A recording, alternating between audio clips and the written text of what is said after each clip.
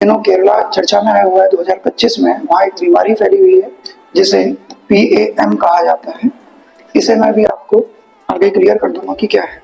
ये जो बीमारी हो रही है ये फ्रेश वाटर के अंदर एक अमीबा पाया जा रहा है। उस अमीबा की वजह से वो ब्रेन के अंदर घुस जाता है और ब्रेन में स्वेलिंग आती है, इंसान कोमा में चला जाता है और यहाँ तक कि 1 से 9 दिन के अंदर अंदर उसकी डेथ हो जाती है। तो बहुत ही खतरनाक ये बीमारी बढ़ रही है। PAM का जो पहला केस रजिस्टर्ड हुआ था वो 2016 में रजिस्टर्ड हुआ था केरला के अंदर। 2023 तक केवल 8 केस रजिस्टर्ड थे, लेकिन पिछले साल यानी कि 2024 में 36 केस इसके पाए गए, जिनमें से 36 में से 9 लोगों की डेथ हो गई थी।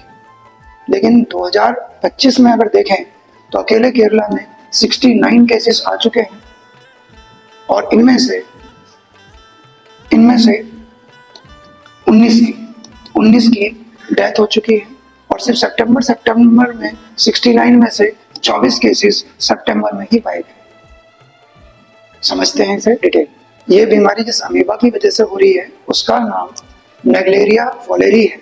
नाइजीरिया नहीं, नेग्लेरिया फॉलेरी। जब किसी का साइंटिफिक नेम रखा जाता है एनिमल का तो उसका जीनस पहले लिखा जाता है और फिर उसकी स्पीसीज लिखी जाती है। ये जो था ये R.H. विटकर ने एनिमल किंगडम का डिवीजन किया था। आप 9th क्लास में पढ़ सकते हो 1969 में। वहां से ये सब लिया गया है। तो इसका जीनस जो है वो नेग्लेरिया है और इसकी स्पीसीज जो है वो क्या है, हमारी फॉलेरी है। इसे ही इसी अमीबा को ब्रेन ईटिंग अमीबा कहा जा रहा है। हालांकि आपको बताऊंगा कि ये अमीबा नहीं है। 5 किंगडम में से जो प्रोटिस्टा किंगडम है, जो 5 किंगडम में से जो प्रोटिस्टा किंगडम है उसके अंदर एक यानी कि उसके अंदर बहुत सारे फाइलम है। उनमें से जो प्रोटोजोआ फाइलम है उसमें अमीबा आता है। उसमें एंट अमीबा भी आता है जो कि बहुत इंपॉर्टेंट है। और एंट अमीबा में भी एंट अमीबा हिस्टोलिटिका बहुत फेमस है जो हमारी इंटेस्टाइन को इफेक्ट करता है। और अगर हमारी इंटेस्टाइन में चला जाए तो हमें डायरिया हो जाता है, यहाँ तक कि मल के साथ, स्टूल के साथ खून आता है जिसे ब्लडी डायरिया कहा जाता है। तो किस पार्ट को वो इन्फेक्ट करता है? इंटेस्टाइन को। ये क्वेश्चन IAS में पूछा जा चुका है, CDS में पूछा जा चुका है। दूसरा एंट अमीबा है हमारा जिंजीवाइलिस। ये किसे इन्फेक्ट करता है? हमारे गम्स को। अगर गम्स में से बहुत सारा खून आने लगता है तो ब्लीडिंग गम्स इसी की पहचान है। इस डिजीज को हम पायरिया बोल देते हैं। अब ये जो हमारा ब्रेन ईटिंग अमीबा है इसे अमीबा क्यों नहीं कहा जा सकता? तो जो हमारा नॉर्मल अमीबा होता है उसके अंदर आप देखो न्यूक्लियस होता है और उसके अंदर कोई भी चलने के लिए पैर नहीं दिखाई देते। ये अपनी आप ही आगे की तरफ को बढ़ जाता है जिधर को भी इसे बढ़ना होता है।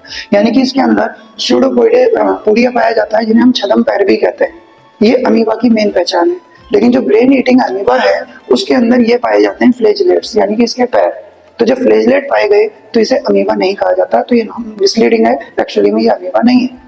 तो फिर क्या है ये जानते हैं। ब्रेन ईटिंग अमीबा जो है वो किस किंगडम में आएगा? प्रोटिस्टा के अंदर आएगा। यानी कि ऐसे एनिमल्स जो यूकैरियोटिक होते हैं। यूकैरियोटिक मतलब जिनके अंदर न्यूक्लियस जरूर पाया जाएगा, वो सब हमारे यूकैरियोटिक होंगे। इसका जो फाइलम है ये थोड़ा चेंज हुआ है। इसका फाइलम है परकोलोजोआ। तो ये किस फाइलम में आएगा? परकोलोजोआ में। इसका जीनस आप देख सकते हो क्या है? नाग्लेरिया। और स्पीसीज तो इसकी वही है, फॉलेरी। ये कैसे हमें इन्फेक्ट करता है? तो हमारा जो ब्रेन है, ये हमारा ब्रेन है, उस तक एक नर्व जाती है जिसका नाम ओलिफैक्टरी नर्व्स है। इसी से हमें सूंघने का एहसास होता है, इसी से हम स्मेल करते हैं।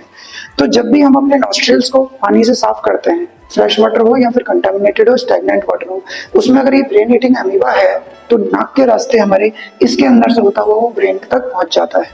फ्रेश वाटर के अंदर ये हमारा ब्रेन ईटिंग अमीबा होता है। वो पॉन्ड में हो सकता है, लेक में हो सकता है, वाटर स्प्रिंग्स में हो सकता है, या फिर पुअरली मेंटेन्ड स्विमिंग पूल्स, जो हमारे होटल या रेस्टोरेंट वगैरह में स्विमिंग पूल होते हैं जिनका मेंटेन ठीक से नहीं हो रहा है, उसके अंदर भी अमीबा पाया जाता है। ब्रेन को स्वेल कर देता है और अगर ब्रेन स्वेल हो गया तो इंसान कोमा में चला जाता है। अगर वो कोमा में चला गया तो रिकवरी असंभव हो जाती है। वर्ल्ड में अगर देखा जाए तो 90% इसका फिटेलिटी रेट है, यानी कि 90% लोग मर ही जाते हैं। केरला में अभी हालांकि ये 40% के आसपास है, क्योंकि सितंबर के अंदर 24 रजिस्टर्ड हुए हैं केसेस और उनमें से 19 की डेथ हो चुकी है। तो है तो बहुत खतरनाक। अब ये अगर बीमारी हो जाए हमें PAM तो उसके क्या सिम्टम्स हो सकते हैं?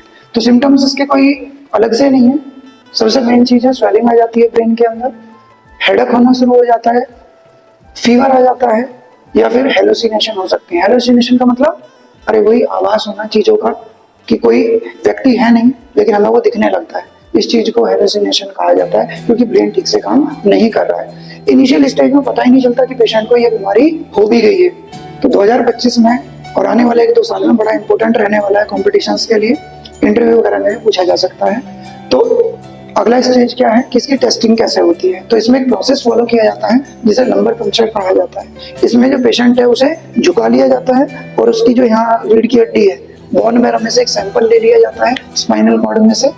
उस सैंपल को CSF कहा जाता है, यानी कि सेरेब्रो स्पाइनल फ्लूइड कहा जाता है।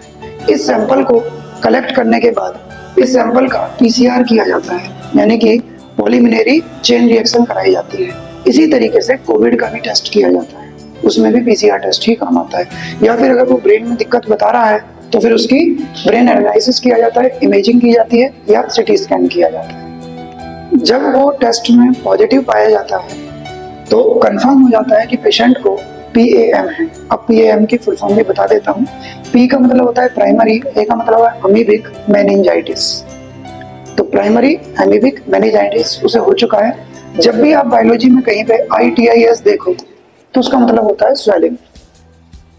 और ऐसा में जिस जगह भी आप ITIS लिखा हुआ देखो तो वो स्वेलिंग होती है। लेरेंजाइटिस मतलब गले के अंदर स्वेलिंग।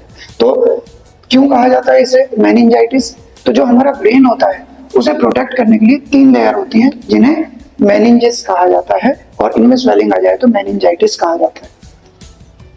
अब इसके ट्रीटमेंट के लिए क्या कहा जाता है? तो भैया कहा कुछ नहीं जाता, उसका अग्रेसिव ट्रीटमेंट किया जाता है डॉक्टर द्वारा। यानी कि जितनी भी एंटी फंगल मेडिसिन है ज्यादातर को आपस में मिला के उस पर ट्राई की जाती हैं। क्यों ट्राई की जाती है? क्योंकि कंफर्म है कि डेथ निश्चित है, तो ऐसे में वो यही कहेगा मुझे बचा लो, तो फिर वो मना नहीं करेगा, तो इस तरह की उसे मेडिसिन दी जाती है। और इसके लिए आमतौर पर एम्फोटेरिसिन और फ्लूकोनाजोल मेडिसिन का यूज किया जाता है। जिन मेडिसिन के भी लास्ट में जोल आएगा समझ लो वो सब एंटी फंगल मेडिसिन होंगे। और स्किन डिजीज वगैरह में आप कितनी भी मेडिसिन यूज करते हो सबके लास्ट में जोल लिखा रहता है। तो एंटी फंगल मेडिसिन का यूज किया जाता है जो कि लास्ट स्टेज है।